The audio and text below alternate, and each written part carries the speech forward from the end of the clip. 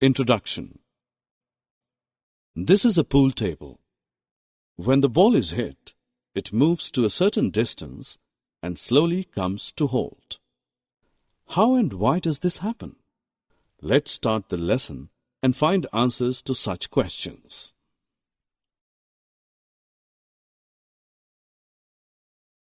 Objectives. At the end of this lesson, you will be able to define friction, illustrate smooth and rough surfaces, describe the types of friction, discuss advantages and disadvantages of friction, illustrate the way to reduce or increase the friction. Let's take an example from daily life. While moving on a bicycle on the road, you pedal the bicycle and it moves on and on. When you stop pedaling, the bicycle slows down and gradually comes to a stop. Why does this happen? This actually happens because of friction. Friction is a force that is created whenever two surfaces move or try to move across each other. Friction always opposes the motion or attempted motion of one surface across another surface. The force which resists the motion of a body while moving on a surface is called friction. Friction is dependent on the texture of both surfaces.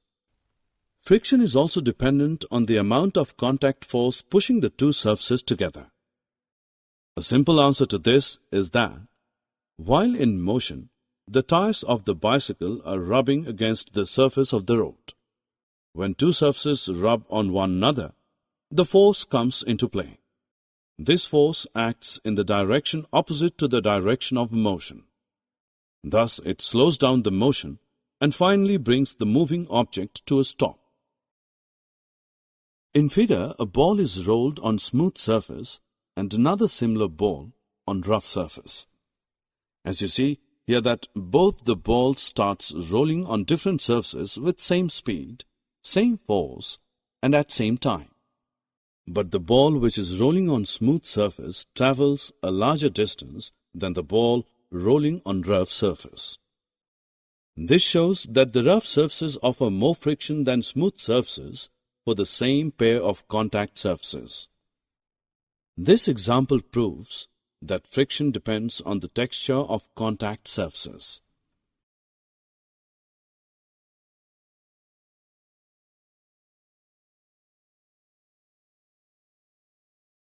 It is interesting to learn that friction depends on the amount of contact force pushing the two surfaces together. How? Let us find out. Here a man is trying to push a heavy box. The box is not moving. Have you any idea why this happens?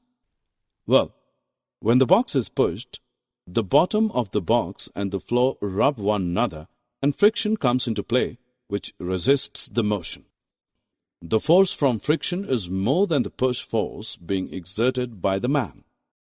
The box will move only when a greater force than the force from friction is applied on the box.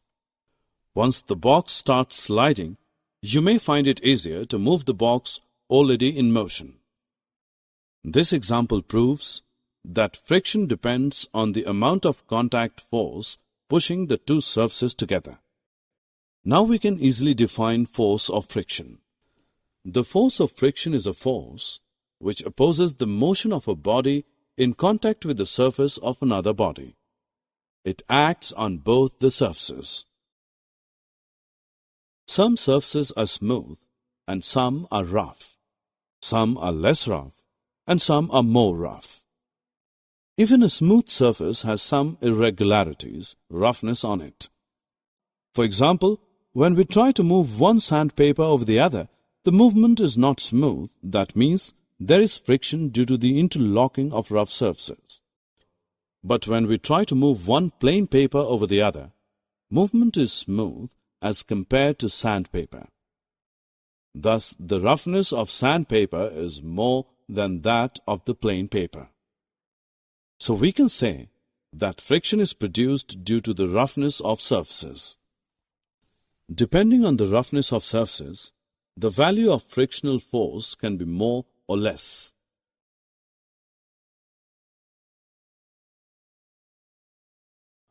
Summary. Let us summarize what we have learned. Friction is the force which resists the motion of a body while moving on a surface.